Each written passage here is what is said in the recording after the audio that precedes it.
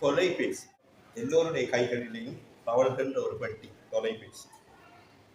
புத்தகம் பேக்கிலே புத்தியோ போனிலே, பாட புத்தகம் பழுதுபடாமல் புதிசாய் கிடக்கின்றது. புத்தகம் பேக்கிலே புத்தியோ போனிலே, பாட புத்தகம் பழுதுபடாமல் புதிசாய் கிடக்கின்றது. தொலைபேசிக்கோ 2 முறை பழுது பார்த்து விட்டேன், பாட புத்தகம் பாவம் நொறுங்காமல் கிடக்கின்றது. தொலைபேசி இல்லாத காலம் அது, தொல்லைபேசியாக மாறிவிட்ட காலம் இது. அந்த காலத்தில் காதலிக்கவில்லையா? நாடு கடந்த காவியங்கள் படைக்கவில்லையா? கிரஹம் பெல் நினைத்தாரோ மூளையின் கலங்களை சிதைக்க. கிரஹம் பெல் நினைத்தாரோ மூளையின் கலங்களை சிதைக்க. கிரஹம் பெல் தந்த இந்த தொல்லைபேசி எம்மை தொல்லைப்படுத்தி விட்டது. மடியிலே கிடக்கும் பிஞ்சு குழந்தை கை நழுவி விடும் வரை தெரியாது தாய்க்கு. தொலைபேசியை தள்ளிக்கொண்டே இருக்கிறார்.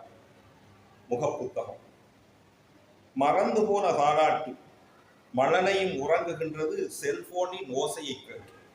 மறந்து போன தாலாட்டு குழந்தையும் உறங்குகின்றது செல்போனின் ஓசையை கேட்டு. புத்தகம் பேக்கிலே தூசு சட்டாமல் கிடக்கின்றது. புத்தகங்கள் நொறுங்கவில்லை, புத்தகங்களை எடுத்து படிக்கவில்லை.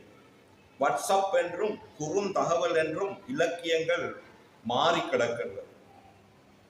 நீ இங்கு சுகமே நான் அங்கு சுகமா, அன்றைய இனிமையான காதல் கவிதைகள்.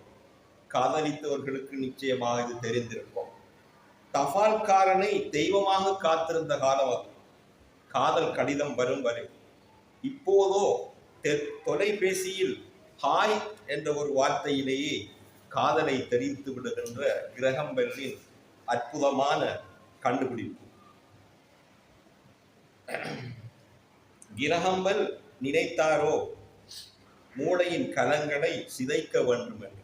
இல்லை, அவர் ஒரு வகையிலே மூளையின் கலங்களை சிதைக்க நினைத்தாலும் மூளையின் கலங்களுக்கு அவர் மெருகூட்டினார். கலேவல கலை இலக்கிய வட்டம் கூட கிரஹம் பெல் இல்லாவிட்டால் தபால்காரனை கண்டுதான் நாங்களும் கலை இலக்கியம் படுத்திருக்க வேண்டும். எனவே 2 பக்கங்கள் இருக்கின்றன. தொல்லைபேசியால் நாம் கண்ட பலன்களும் அதனால் நாங்கள் அடைந்த துன்பங்களும் ஏராளம். நன்றி கிரஹம் பெல்.